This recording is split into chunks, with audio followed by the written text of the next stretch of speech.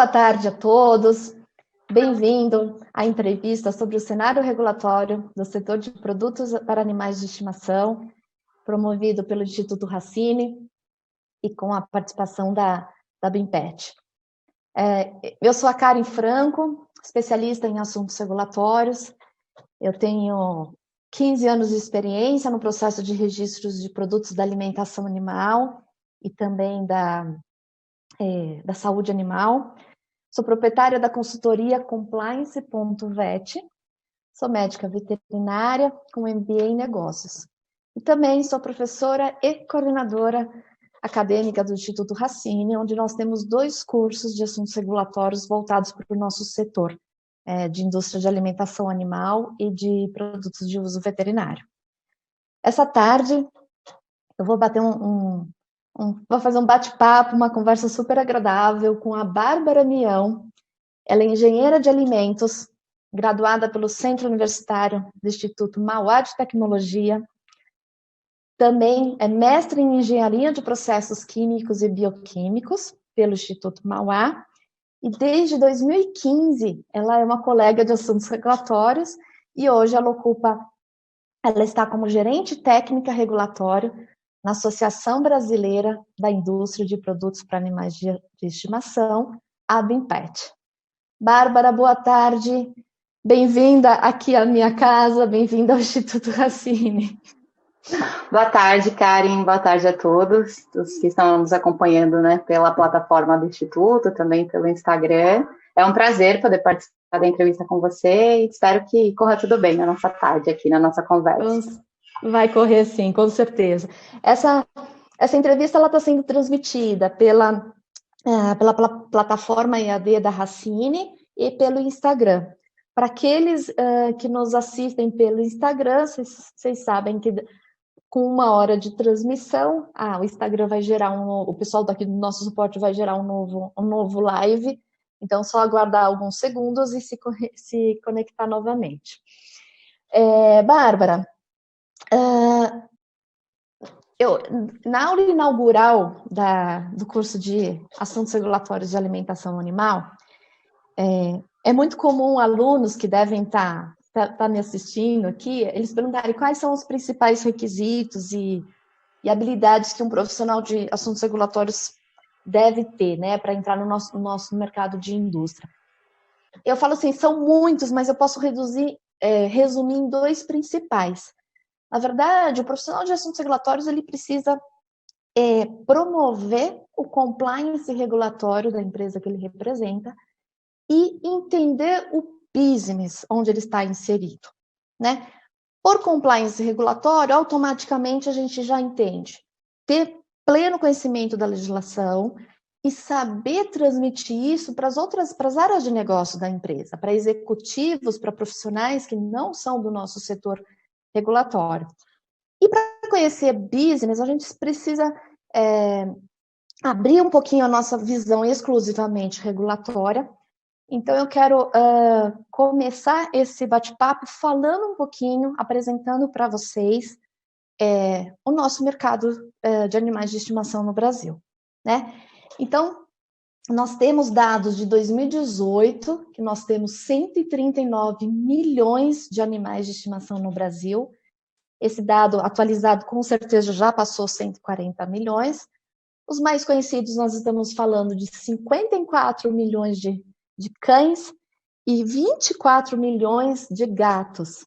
São números, assim, fabulosos quando a gente pensa em business, em mercado, e quando a gente vê pesquisas que saem, né? Quase toda a família brasileira hoje tem um pet, e não necessariamente tenha filhos, né?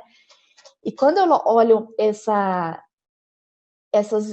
estatísticas, eu também fico muito impressionada com a quantidade. Nós temos quase 40 milhões de aves quenoras e aves ornamentais, né? Realmente são dados muito, muito expressivos. Nós ocupamos, como país, o 2º lugar em população de aves, que eu acabei de citar, 40 milhões. Em termos de faturamento, o setor pet é o 2º maior do mundo. Em termos de população total de animais de estimação, nós ocupamos o top 3 do ranking mundial. Conversando aqui sobre o mercado pet brasileiro, dados de 2018, dados da própria Abimpet, representamos 20 bilhões de reais, onde praticamente 80% desse faturamento é responsabilidade de pet food, nós estamos falando dos alimentos completos. Segunda fatia da pizza, aproximadamente 18% de pet vet, são os medicamentos, e 8% do pet care. Nós estamos falando de todos os equipamentos, acessórios e produtos de higiene e beleza animal. Para profissionais de assuntos regulatórios, o Racine hoje oferece o curso de alimentação animal que vai nos capacitar como registrar ou cadastrar um pet food, que pega os 80%, e na parte de medicamentos e na parte de produtos de higiene e beleza animal é o nosso outro curso de assuntos regulatórios sobre produtos veterinários. Ok? Bárbara, além de ser extremamente gratificante, né, trabalhar com business de animais de setor pet, conta um pouquinho o que é a Abipet. Fala um pouquinho do histórico da associação para nós, por gentileza. Bom, de forma resumida, né, a Abimpet, esse ano ela completa 40 anos, então ela foi fundada em 1980, e o nome inicial da Abimpet era ANFAR, que era a Associação Nacional dos Fabricantes de Ração. Então, conforme foi passando os anos, a associação ela foi se modelando a essas transformações, né, a realidade do mercado. Então, o animal deixou de ser só um animal de estimação e começou a estar mais presente dentro de casa, os cuidados foram mudando, então a associação ela foi se adaptando a essa realidade e deixou só de trabalhar com a questão do alimento, e aí, como você mesmo citou, né? Então hoje a gente trabalha com a questão do pet food, com a questão do pet care, o pet vet, a parte de ingredientes. Então lá em 2015 a associação virou a Abimpet, né? O nome que a gente tem hoje, que aí sim é a Associação Brasileira da Indústria de Produtos para Animais de Estimação, englobando então toda essa cadeia. Então, como eu citei, né? Então, a gente atua hoje com a parte de pet food, que são os alimentos completos, os mastigáveis, a parte de pet care, que aí, como você disse, são os equipamentos, né? As questões de higiene e beleza, a parte do pet vet, que são os medicamentos veterinários, e também a parte dos ingredientes. Muito bem. Dos serviços prestados que a gente tem na Abimpet, então, hoje a gente tem a parte técnico-regulatória, que é representada por mim, tem a parte de finanças, né, administrativa, tem a parte de inteligência de mercado e tem a parte de relações institucionais, que aí também é onde está englobada a questão jurídica. Falando um pouquinho só de inteligência de mercado, que é que nem você estava falando, né, dos dados lá, isso vem muito de uma ferramenta que a Abimpet que fundou, que é o painel PET. Então, nesse painel PET, como hoje a gente detém dos associados, né, 80% ali dos de pet food, 80% aliás, os associados que a gente tem representam 80% do mercado. Então, sim, a gente tem essa base bem completa. E no painel PET, os associados, eles inserem tanto o faturamento quanto o volume deles. E aí isso faz com que a gente mensalmente consiga estar atualizando esses números. Muito bom. E hoje nenhuma empresa consegue market share se ela não tiver uma boa inteligência de mercado, né? Na minha aula inaugural, Bárbara, eu até cito, gente, não adianta a indústria se associar a sua entidade representativa de classe, seja associação, seja um sindicato, e só o representante regulatório participar. Né? Vocês estão perdendo outros serviços que a Abimpet fornece para os associados, e talvez um dos mais estrangulatórios, fazendo a brincadeira, é a parte de financeira tributária, né? A gente tá com certeza.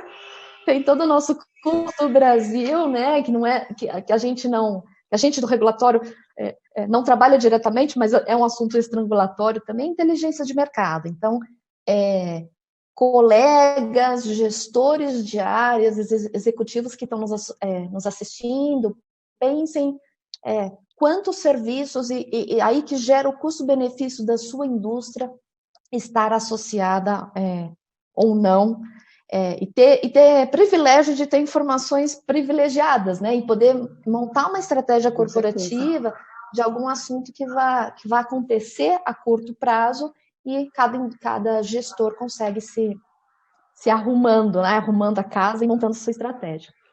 Sim, com certeza.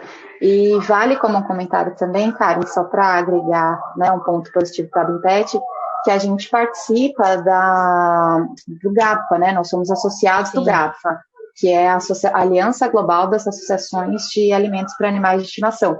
Então, a gente participa ativamente dos 4 grupos de trabalho que tem o executivo, que aí já é o presidente executivo da associação que cuida, né, o senhor José Edson, mas aí a gente tem um grupo de nutrição, um grupo de segurança de alimentos, que é voltado também para a OIE, que é a Organização Mundial de Saúde Animal, grupo de comunicação. Então, isso faz com que a associação também esteja sempre evoluindo e sempre antenada nas novidades, né? Tanto aqui do Brasil quanto as do exterior.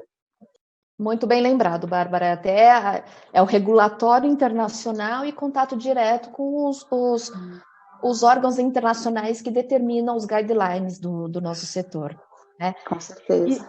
E se a gente trabalha com regulatório, contato direto com o Ministério da Agricultura, Pecuária e Abastecimento, que é um órgão imenso, e vamos entender onde que o nosso setor de assuntos regulatórios está localizado, né? Existe uma grande Secretaria de Defesa Agropecuária, que agora começa a nossa sopa de letrinhas, né? Então é a SDA, e até 2018, pessoal, o setor de alimentação animal ele estava alocado dentro de um departamento de insumos pecuários, que ele foi extinto pelo atual governo, e o setor de alimentação animal ele foi para o DIPOA, que é o Departamento de Inspeção de Produtos de Origem Animal.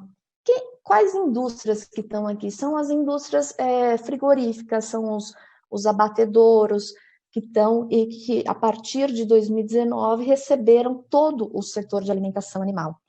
Bárbara, comenta um pouquinho como foi essa transição e com quase 1 ano e meio de trabalhando com o DIPOA, como tem sido a experiência da Bimpet nesse sentido?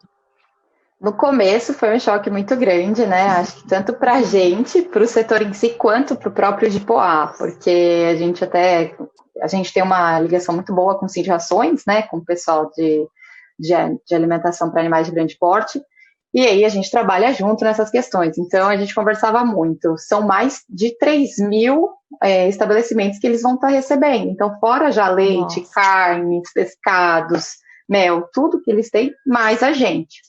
E aí a gente percebeu que eles não conheciam tanto essa questão de alimentação animal, até porque quando o DEFIP foi extinto, nem todos que eram do DEFIP foram direcionados para o DIPOA, então a gente teve algumas perdas. E isso foi um baque no começo, mas desde o início o DIPOA sempre se mostrou muito solícito em entender o nosso setor, em conhecer o nosso setor, em ver as reais necessidades, o que realmente dava para trazer do DIPOA para a alimentação animal, ou que precisava de adaptações. Então, assim, depois de 1 ano e meio, a gente teve muitas evoluções, né? Eu brinco assim que a gente está num caminho super bom e que tem tudo para dar muito certo.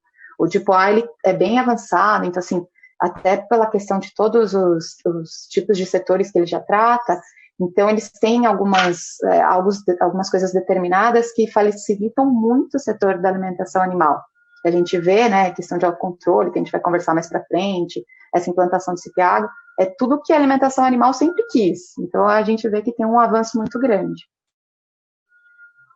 Ótima notícia, né? Acho que períodos de transição, atritos, falta de alinhamento, de conhecimento, isso é super natural, mas uma função importante da associação, da Bimpet, de harmonizar conhecimentos e setores. E eu também sinto isso como consultora, Bárbara, contato do setor regulado com o órgão regulador tem fluído muito bem com o DIPOA, e uma dos exemplos que nós queremos passar para vocês foi justamente a criação da agenda regulatória dessa grande secretaria, né, para o biênio de 2020 e 2021. Eu trabalhando há algum tempo com assuntos regulatórios, foi a primeira vez que eu vi um norte, né, que eu vi o Ministério da Agricultura falando assim, nossa, nosso plano de trabalho daqui a 2 anos, daqui a 4, um planejamento estratégico, e o SDA juntou o setor regulado lá em novembro de 2019, onde foi feito um grande trabalho para selecionar quais os temas prioritários e para quantificar a urgência e a importância desses temas, e depois gerou, lá no finalzinho de 2012, né, Bárbara, gerou essa consulta pública. Dos temas da alimentação animal, qual que foram os mais prevalentes que estão agora na agenda regulatória que já foi publicada?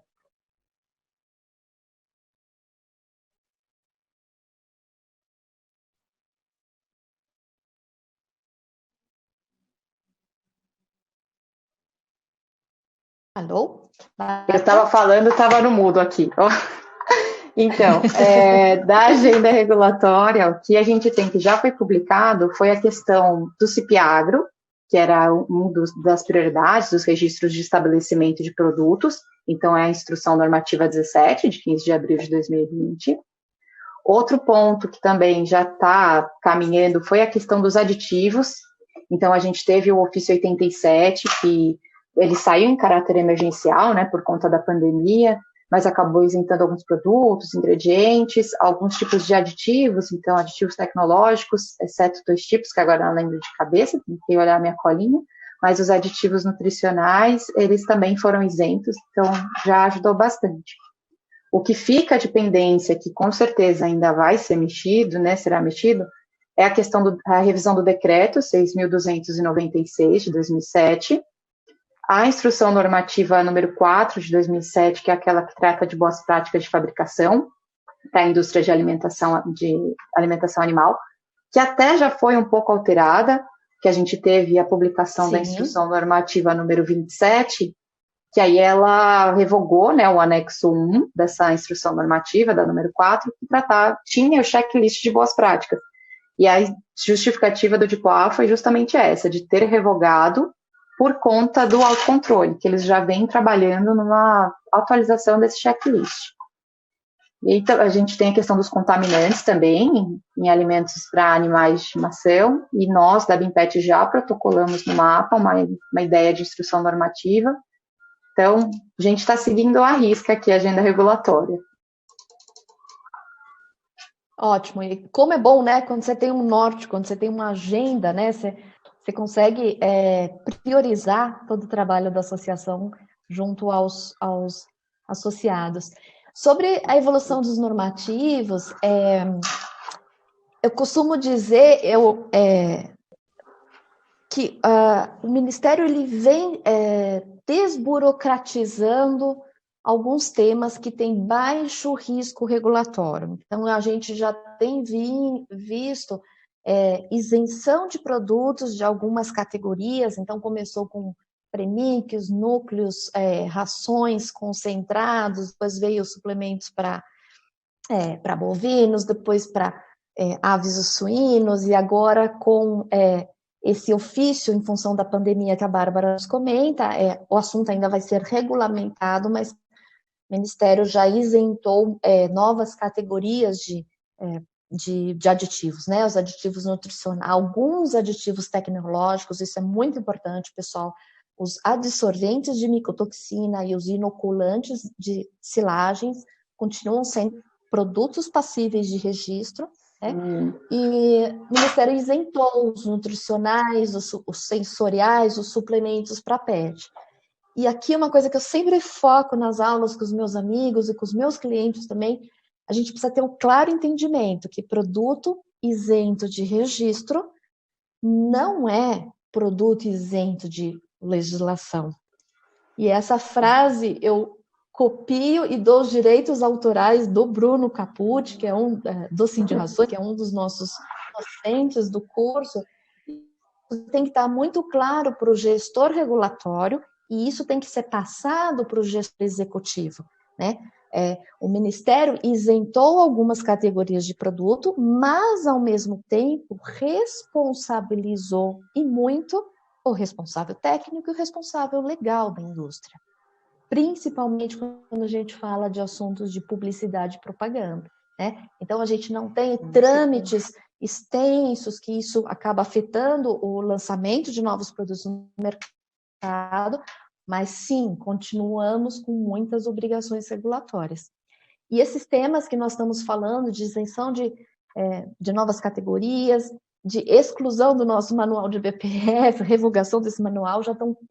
o próximo curso de assuntos regulatórios de alimentação animal, agora no segundo semestre, já vai enfocar esse novo contexto, porque a gente já teve 2 ou 3 publicações agora esse mês que já vamos estar totalmente atualizados para a próxima turma do nosso curso de alimentação animal. Que mais, Bárbara? Vamos começar a falar um pouquinho do tal do CIP-Agro? Podemos. Se você quiser, só para a gente fechar essa questão de normas, tiveram algumas portarias também, instruções normativas que foram publicadas esse ano, para a gente dar mais uma contextualizada antes de entrar no CIP-Agro, que teve a portaria 43, que fala das aprovações tácitas, então eu também acho que isso foi um grande passo da SDA, então que agora já tem, né, essas questões de prazos definidos para registro de produto, registro de estabelecimento, para emissão de certificados, então isso ajuda bastante até o próprio setor a se arrumar mais, né, a se ajeitar mais, estar mais preparado. Sim. A portaria 116, que foi a que trouxe, né, esse caráter de essencialidade para o setor, então essa tem a ver com a pandemia, que definiu quais eram os tipos de serviços e produtos essenciais, e a parte de alimentação animal foi inclusa, então isso é importante para a gente. O ofício 87 que a gente citou, da questão da isenção, tem a instrução normativa 17, que a gente vai falar agora, que é a do CIP-Agro, a 27, que a gente citou também, da questão de revogação, do checklist de boas práticas, e a gente teve, por último, agora a instrução normativa número 38, que ela traz a isenção de registro para os produtos mastigáveis. Então, isso foi até uma discussão que a gente teve com o DIPOA, que quando era o DEFIP, esse tipo de produto era isento de registro, e aí quando mudou para o DIPOA, até por conta do RISPOA, entendeu-se que ele deveria ter o registro. Então, eles passaram a ser registrados e a gente conversou, mostrou, né, com as devidas exigências técnicas, tudo o porquê era um produto que poderia ser isento de registro, e aí eles atualizaram agora, né, alteraram a questão da instrução normativa 30 e adicionaram a parte de produtos mastigáveis dentro dos isentos. Parabéns pela conquista. Muito obrigada. Assunto, e como esses dois últimos meses foram muito ativos de novas publicações, eu acho que vale a pena a gente reforçar que o símbolo CIF, ele não foi revogado, ele foi adequado, né, Bárbara? A gente teve muito em função de CIP-Agro, a gente vai é o próximo tópico da conversa. Mas, gente, pessoal, símbolo CIF continua sendo obrigatório, agora a gente tem novo dimensionamento do CIF. Né? Com certeza. E da instrução relativa ao CIP-Agro, o que é o CIP-Agro, pessoal? É o Sistema Integrado de Produtos e Estabelecimentos Agropecuários, onde, de setores em comuns, nós da área de indústria de produtos veterinários, já trabalhamos com esse sistema, é um software onde você faz o upload dos seus documentos, tanto de estabelecimento quanto de produto. Particularmente, eu, como consultora, eu já trabalho com esse sistema há mais de 5 anos, e foi um avanço muito bom, Bárbara. Queria que você desse o seu parecer sobre isso, que a gente saiu do protocolo papel, nós tínhamos o protocolo papel, 4 vias, depois nós tínhamos um protocolo digital, que você leva o seu pendrive, mas você ainda dependia de uma etapa humana, e agora a gente está entrando na era da informatização, né? Então, isso Isso é muito bom. E, recentemente, o setor de alimentação animal entrou nesse CIP-Agro. Lembrando também que o CIP-Agro não é apenas produtos veterinários e alimentação animal, ele envolve outras áreas, acho que, se não me engano, são 5 ou 6 outras áreas que estão todas hospedadas no CIP-Agro.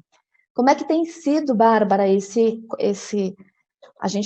começou em maio, né? A aplicação em maio. Como é que tem sido esse 1 mês e 10 dias aí do CIP-Agro para vocês? Ele começou a valer a partir de 4 de maio, né, quando as empresas começaram a se registrar. Então, quando o CIP-Agro, né, a instrução normativa saiu, foi um baque para a parte de alimentação animal, porque apesar da gente já ter essa noção desde o ano passado, porque o DIPOA já vinha conversando com a gente, já vinha avisando essa questão de alteração, que infelizmente não teria como carregar, né, os números já de registro de estabelecimento do CIP para o CIP-Agro, porque são sistemas distintos, eles não se conversam. Quando saiu essa instrução normativa, por ser no meio da pandemia, então o pessoal acabou se assustando um pouco. Algumas coisas que saíram, a gente viu que se adequaram ao que nós, da parte do setor de alimentação animal, havia colocado na consulta pública, né? Então, porque essa instrução normativa, a normativa mesmo, o texto saiu para a consulta pública, como eles vêm fazendo no CISMAN, e nós nos manifestamos, então a gente viu que grande parte do que nós havíamos pedido fora solicitado. Mas foram surgindo muitas dúvidas. Então, a gente teve um caminho muito aberto com o DIPOA, geraram-se já 3 ou 4 ofícios entre perguntas e respostas. Até num primeiro momento a gente gerou um ofício, tanto a Abimpet quanto o Sindicações, pessoal da DPA, pessoal do Cisman, do Sindan também. Uhum. Então, foi um primeiro ofício, um segundo já foi Sindicações e a Abimpet só, que era mais específico. E o terceiro foi só a Abimpet.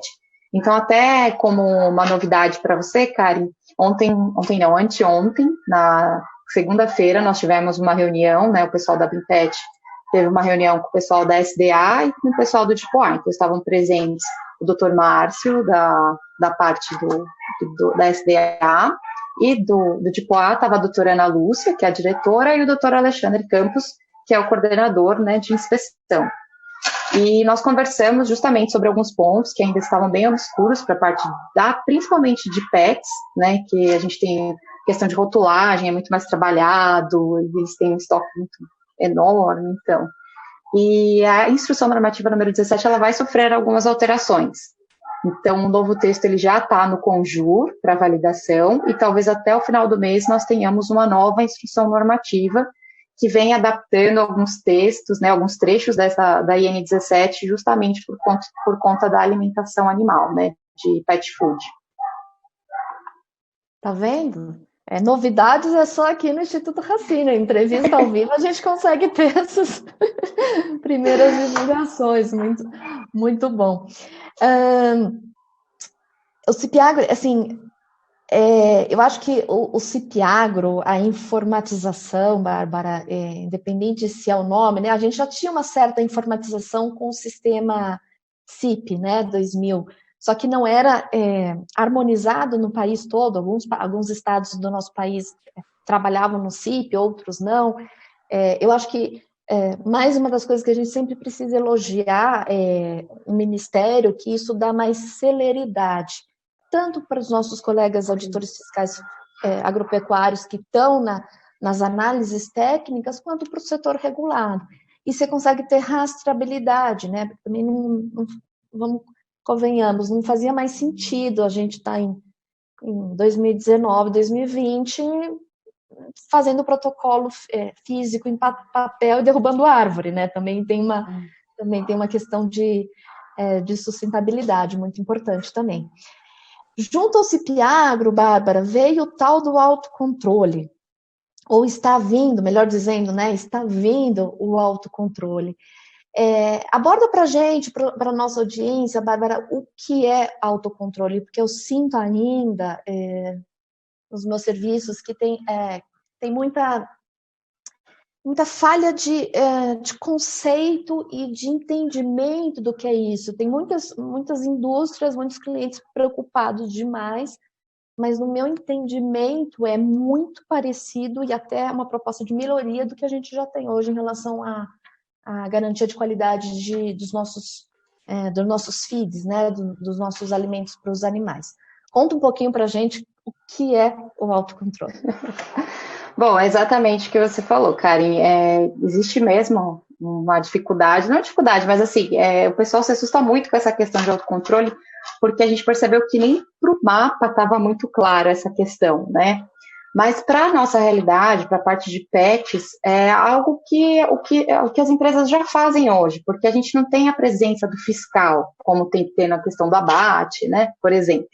Então, o autocontrole nada mais é do que a própria empresa se responsabilizar pelo serviço dela, né? Pelo produto dela. A base do autocontrole, ela vem das boas práticas de fabricação, né, da IN4, mas ela puxa também a questão do APPCC, que são as análises dos perigos e pontos críticos de controle. Sem dúvida. Então, o mapa, ele deixa muito claro isso, que vem a questão também de autorregularização, né, para as empresas que se cadastrarem, porque, a princípio, o mapa discutia se seria algo obrigatório ou se as empresas poderiam optar por participar, né, por fazer parte dessa questão de autocontrole ou não. E hoje o mapa já deixou claro que sim, será algo obrigatório, até para um avanço do setor, né? Então, a gente tem que, tanto a base de boas práticas quanto de APPCC, ela vai ser alinhada. Hoje a gente já tem aquele manual de riscos que as empresas já vêm trabalhando, né, vêm respondendo um questionário, e ele já traz com base na regulatória, a base de processos, e daí é estipulado o risco que a empresa representa.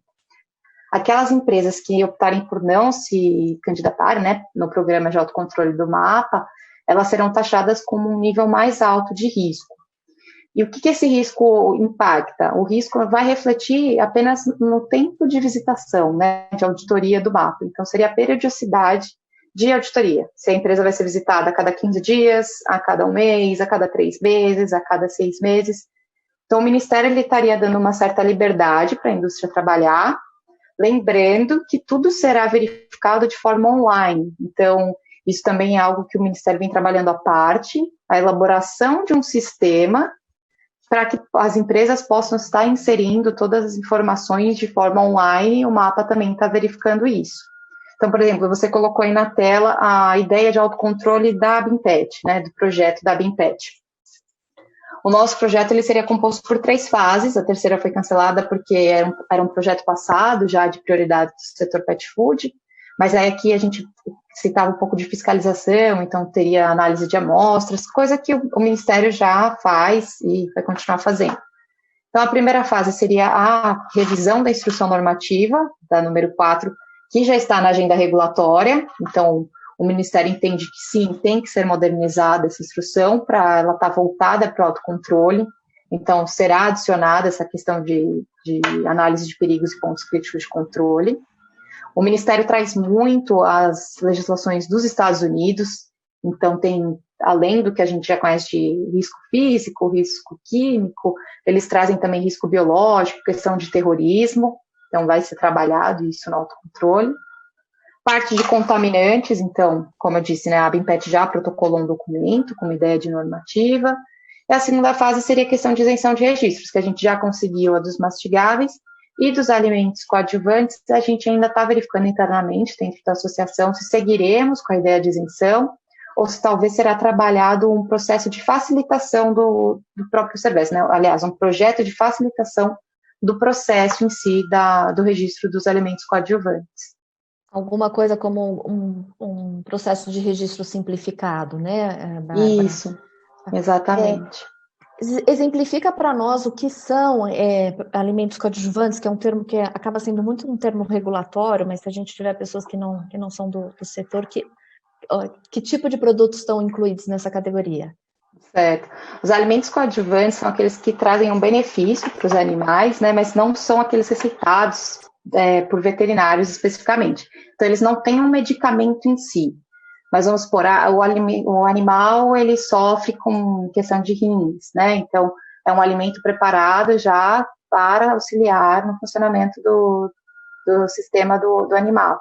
Ele está se recuperando de uma cirurgia, então tem aqueles alimentos pastosos que são mais ricos em nutrientes, para dar uma força para o animal, né? São alimentos que eles têm que ter uma qualidade, um cuidado maior, porque eles são específicos, né? Não é sempre que pode ser utilizado, mas são alimentos direcionados para aqueles animais, mas Sim. que carecem de alguma, tem alguma doença ou carecem de algo. E devem ser prescritos exclusivamente pelo médico veterinário. Sim. Né? Legal. Quando começou o autocontrole, Bárbara, antes de formar uma opinião, eu fui entender o que era e comecei a participar de muitos webinars do autocontrole no setor de frigoríficos, né, no setor do CIF, de produtos de alimentação animal, e inclusive participei de algumas palestras com auditores fiscais federais agropecuários que vistoriam as fábricas, e daí que eu entendi que não precisava ter receio, ter preocupação, que conceitualmente era uma questão de responsabilidade compartilhada, né? Então, a indústria faz o que, notadamente, já é de sua responsabilidade, BPF, RASAP, segurança alimentar, e se você tiver um bom histórico nas fiscalizações de rotina, você entra num grau de risco um pouco mais baixo, e essas vistorias vão sendo espaçadas para dar fôlego também para o Ministério da Agricultura em fiscalizar aquelas indústrias que ainda apresentam muitas não conformidades. Então, eu particularmente, eu gosto muito desse conceito de responsabilidade compartilhada, que é o mesmo que a gente vê lá na isenção de algumas categorias de produtos, né? Eu isento, Ministério, isento, mas você, indústria, também tem um contraponto aí de responsabilidades. Essa terceira fase, Bárbara, ela foi cancelada por qual motivo? Porque no entendimento da BIMPET, nós teríamos até o desenvolvimento de um aplicativo que as empresas adicionariam suas informações, que é o que o mapa já vai fazer, que é esse controle online. Então, a gente entendeu que não teria porquê, né, a gente ter isso dentro da associação. E aí, a gente resolveu cancelar. Tá claro. Muito bem. Bem, pessoal, estamos encaminhando para o final da nossa conversa. Bárbara, temos 27 pessoas do Brasil nos escutando ao vivo, 2 pessoas dos Estados Unidos, 2 pessoas da Inglaterra e 25 ouvintes pela plataforma do Instagram. Muito obrigada pela participação. Temos algumas perguntas, eu vou repassar as perguntas de vocês mais para o finalzinho, tá? Agora, o que eu gostaria de falar um pouquinho é passar para vocês um pouquinho do que aconteceu com o setor, a indústria de pet food agora nessa pandemia. Vamos assistir um vídeo.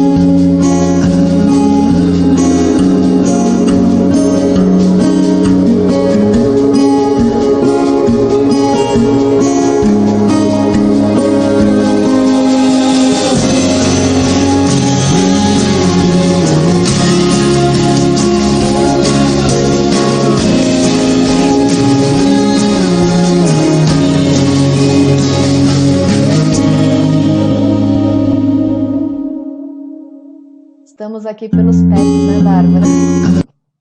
Com certeza. Esse vídeo eu acho que ficou lindo.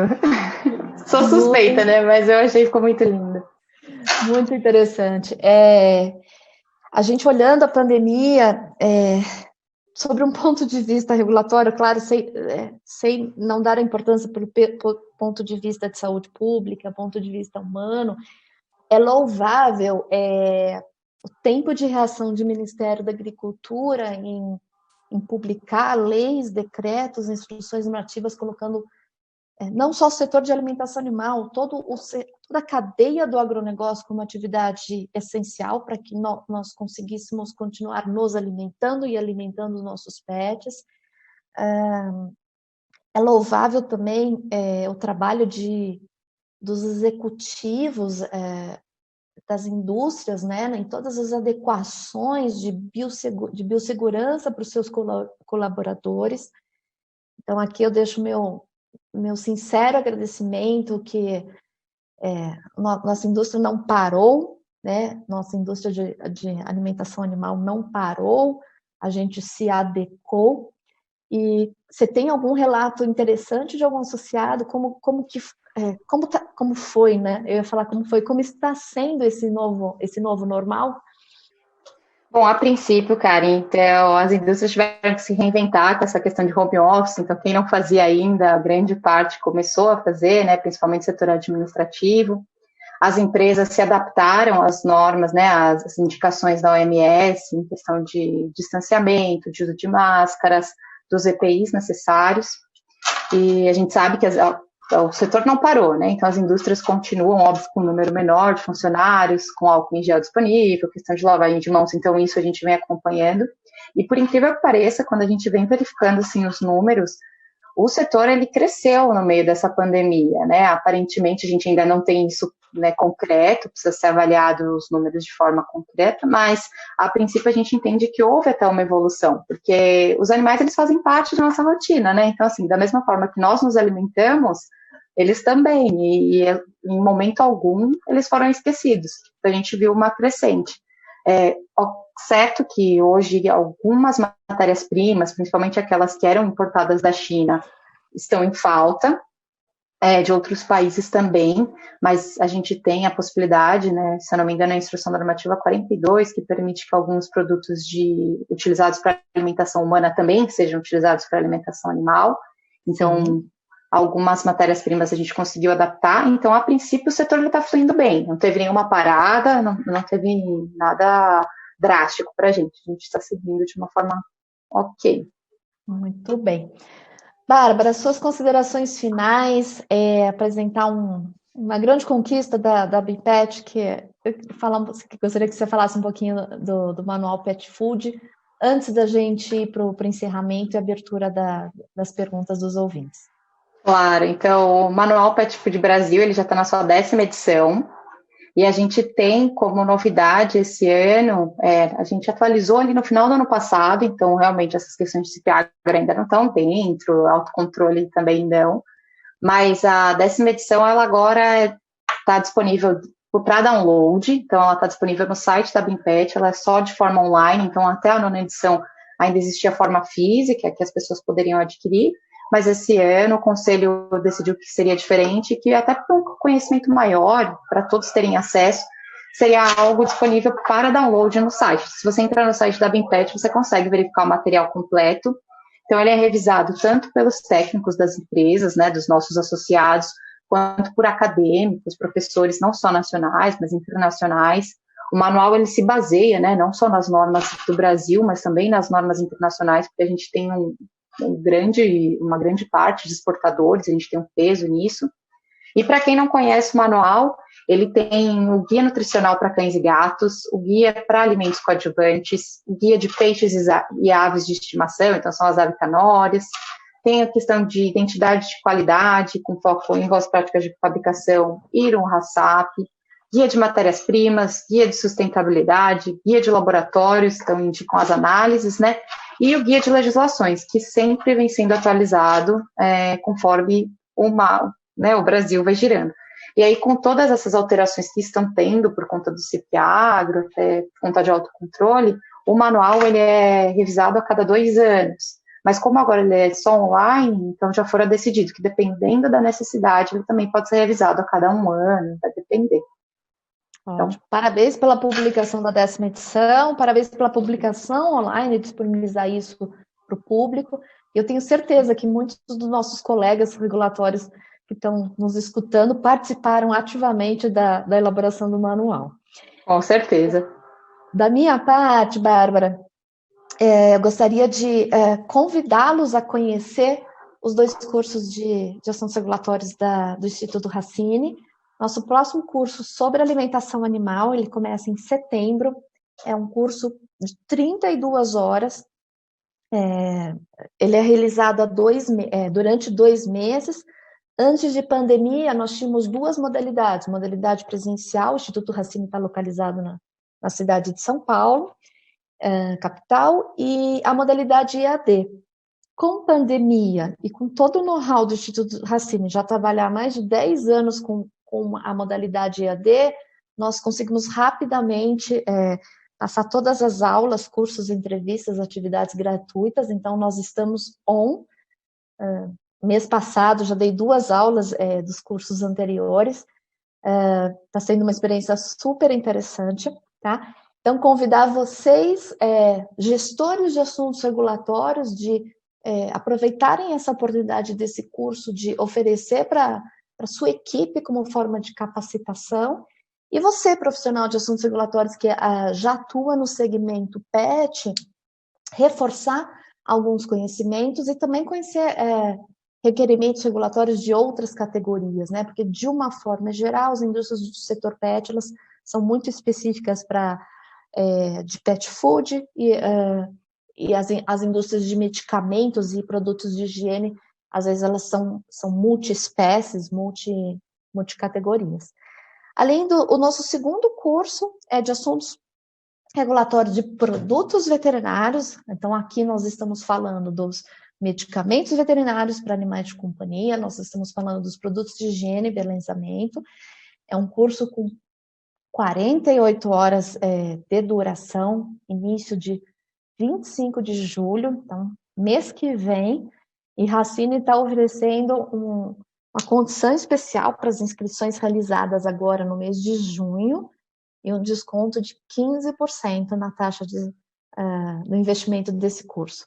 15%. Pessoal, corram, aproveitem essa oportunidade, e eu fico muito contente de poder coordenar esse curso e convidar muitos colegas para ministrar as aulas. É importante, todos os docentes, nós não somos necessariamente, temos formação como professores, nós somos profissionais especialistas em assuntos regulatórios, então a ideia principal do curso é passar uma visão realista, uma visão de profissionais que estão no dia a dia, que já tem muito tempo de experiência, então não é uma coisa exclusivamente acadêmica, teórica, temos muita discussão de casos, porque tem esses grandes docentes que me ajudam a realizar esse curso.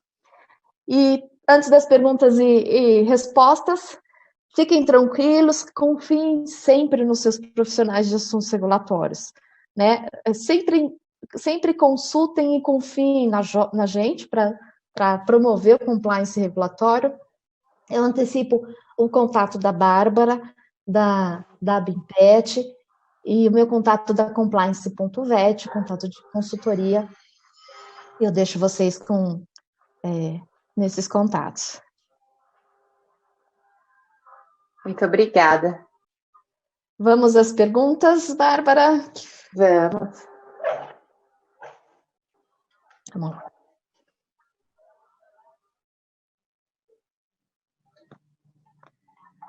Pergunta da Flávia Rossi. Boa tarde, Flávia. Obrigada por sempre estar participando das entrevistas aqui do Racine. Ela nos pergunta: a BIMPET pretende encaminhar demandas para o painel de controvérsias recém-lançado pelo MAPA? Sim, com certeza. A gente já está trabalhando isso no comitê técnico, até a Flávia faz parte, e nós já estamos trabalhando, porque, como eu disse, né, a gente não atua só no pet food, então a gente tem o pet food, o pet care, o pet vet, ingredientes. Então a gente tem que olhar, né, por exemplo, só na saúde animal e dos produtos de agropecuários, nós temos 337 instruções normativas, além de portarias e tudo. Então a gente está olhando com cuidado para verificar, né, que essa ideia de painel de controvérsias nada mais é do que verificar o que está revogado, o que precisa ser alterado. Lembrando que o painel de controvérsias não é para alteração da norma inteira, né? Então, por exemplo, a revisão do decreto, que a gente já vem trabalhando na BIMPET, até faz parte da agenda regulatória. O painel de controvérsias para, por exemplo, o caso da IN30, que não tinha a questão dos alimentos mastigáveis, dos produtos mastigáveis no artigo, né? Então, a gente cita, olha, na IN30, no artigo 5º, não lembro agora de cabeça, mas teria como estar colocando a questão da isenção dos produtos mastigáveis, e aí tem as devidas justificativas técnicas, e será montado, né, tanto um grupo quanto no mapa, para discussão com aquela associação, entidade que fez a argumentação. Então, esse painel de controvérsias é algo bem bacana a ser trabalhado, eu gostei bastante, até o mapa fez uma live semana passada, né, na sexta-feira, explicou um pouquinho, então acho que 2020 tem bastante coisa para a gente fazer ainda. Muito bom. A Mariana, boa noite. Obrigada pela excelente palestra. Obrigada, Mariana. Com relação à adequação do símbolo CIF, qual o prazo para as empresas adequarem os rótulos? Então, isso faz parte da novidade que eu contei para você, né? Que a gente vai ter algumas alterações da norma. E, a princípio, a gente conseguiu o prazo de 18 meses para adaptação da rotulagem dos produtos. Então, o prazo de 6 meses para registro de estabelecimento, ele se mantém.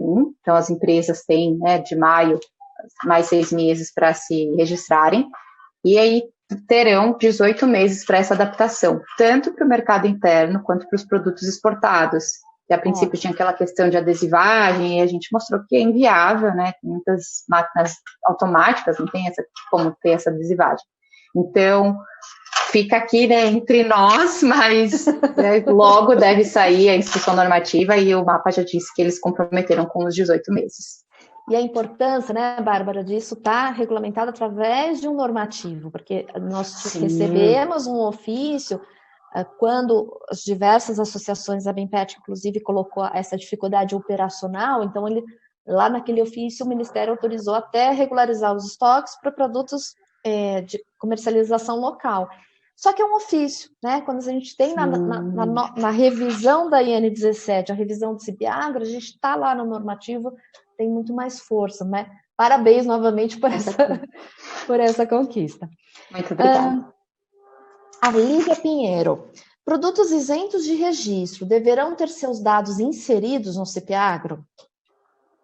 Então, a princípio, não, né? Os produtos isentos de registros, eles têm na embalagem só o registro de estabelecimento, eles continuam valendo.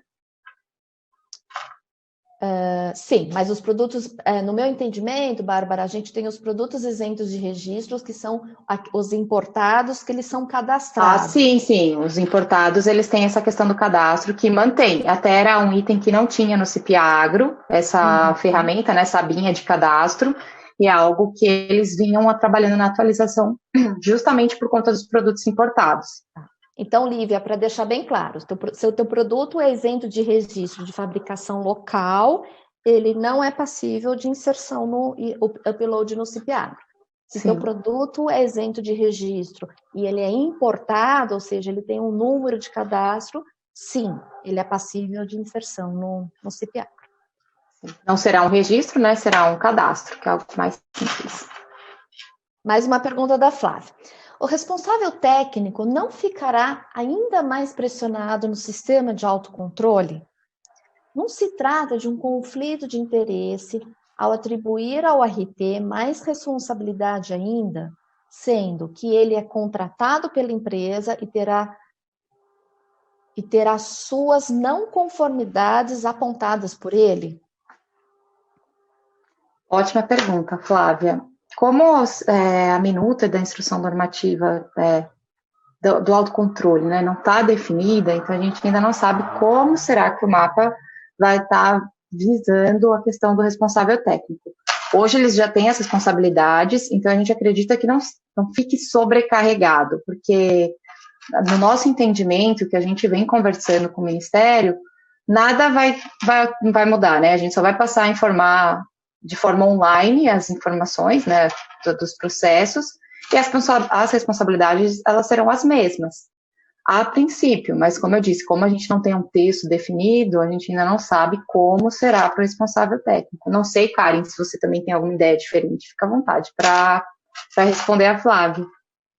Essa pergunta da Flávia é muito interessante, né? Porque é o que tem acontecido nos frigoríficos também, que eu tenho, não sou especialista nesse setor, mas eu tenho acompanhado, né? Existe uma linha tênue, né, Flávia e Bárbara, de um conflito de interesse, se eventualmente os auditores fiscais forem contratados pelo setor regulado, tal, mas eu concordo com o teu ponto, Bárbara, acho que precisa aguardar o que vem, que vai ser normatizado, e se a proposta gerar esse eventual conflito de interesse, a BIMPET, Sindirrações, vão se posicionar e vão propor sugestões de melhoria desse ponto específico. Com certeza. Eu vou aproveitar que nós estamos no autocontrole para você responder à pergunta da Joana da Rocha. Já teria algum tipo de manual para seguirmos no setor de alimentação animal? Já existem muitas normativas e conteúdos regulamentando os autocontroles em outros setores, porém, para o nosso em específico, ainda não. Realmente, para o nosso setor ainda não tem nenhum manual, e a pandemia acabou trazendo bastante coisas, né? Então, assim, a lógica do mapa é a implementação do CIP-Agro, e com isso também vai estar alterando a questão de registro de certificados, que a ideia deles é estar atualizando a questão de certificados de exportação. Isso já faz meio parte do autocontrole, porque a empresa está responsável, vai ser como é para carnes, né? Então, tem aquele certificado digital, DCPO, e de lá já é formado o certificado sanitário internacional. Não vai ter mais aquele certificado de conformidade no meio. Mas primeiro vem o CIP-Agro, depois vem essa atualização de N4, outras INs, revisão de decreto, e depois vem o autocontrole. Nós acreditamos que algumas coisas sim estarão basadas no autocontrole que a gente já tem, por exemplo, em leite, em carnes, mas não há nada específico para a parte de alimentação animal. O ano passado, se eu não me engano, no começo desse ano, agora eu não lembro, o secretário fez uma apresentação no CNI sobre o autocontrole, e teve lá, né, na apresentação tem a minuta de ideia de instrução normativa deles, e lá a gente pode ver essa questão de boas práticas, de RASAP, mas ainda não existe um modelo de manual, não. Entendi. E já são 18 horas, eu vou juntar duas perguntas do Paulo Soeiro. A primeira, Bárbara, é a seguinte: após cadastro no CIP-Agro, qual o tempo que o mapa tem para finalizar o registro da empresa no sistema? Ou seja, se existe ou não um prazo legal que o mapa deve cumprir. E a segunda pergunta: como ficam os produtos com vencimento de registro próximo, sendo que o tempo para uma possível atualização não ser suficiente para submeter diante das novas regras? Certo. Esses casos de vencimento próximo, eles têm que ser tratados diretamente com o Ministério, que é caso a caso, mas, Paulo, né, você falou o nome dele, desculpa. Mas, Paulo, para te tranquilizar um pouco, as empresas da BIMPET, né, as associadas que já têm se registrado, os registros têm demorado poucos dias, cerca de 10 dias, então eles estão saindo bem rápido. O mapa tem, sim, um limite de dias, tá naquela portaria de aprovação tácita, agora de cabeça eu não lembro, se eu não me engano, eu não vou estar, eu ia falar que são 180 dias, mas eu não lembro de cabeça.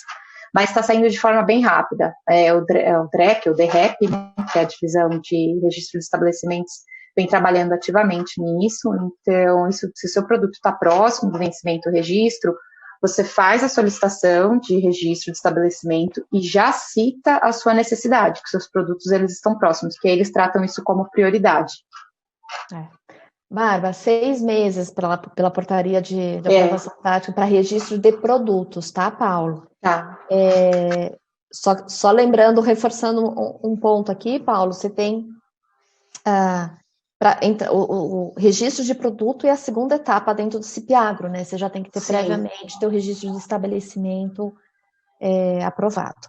Tá? E aquilo, Karen, só lembrando de solicitar o registro de produto, né?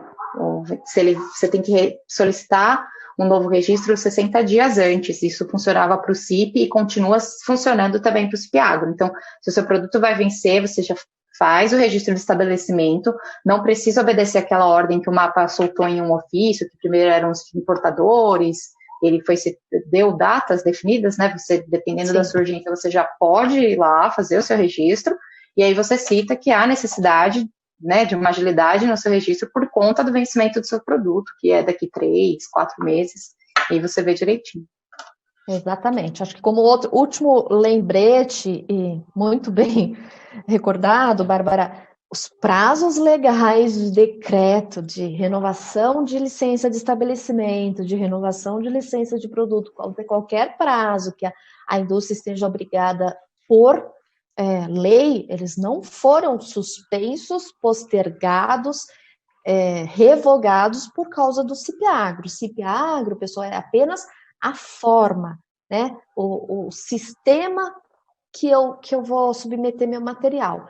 Nem os prazos foram alterados, muito menos todos os requerimentos, tá? Com exceção dessas últimas isenções que a gente teve agora dessas categorias. Bárbara, mais alguma coisa que você gostaria de deixar aqui para a gente? Não, imagina, eu gostaria só de agradecer a oportunidade, o tempo, o espaço. Muito obrigada, Karen, de verdade. Foi muito valioso. Foi muito agradável. Considere esse espaço do Instituto Racine sempre à disposição da BIMPET, quando vocês tiverem novidades. Bárbara já passou 2 boas novidades para a gente. Agradecer novamente pelos elogios que nós recebemos aqui da nossa audiência pelo EAD da Racine, pelo público também do Instagram. Desejar uma boa noite para todo mundo. Fiquem em casa, aproveitem o contato com a família, bom descanso. Boa noite, pessoal. Boa noite, pessoal. Obrigada. Tchau, tchau. Tchau.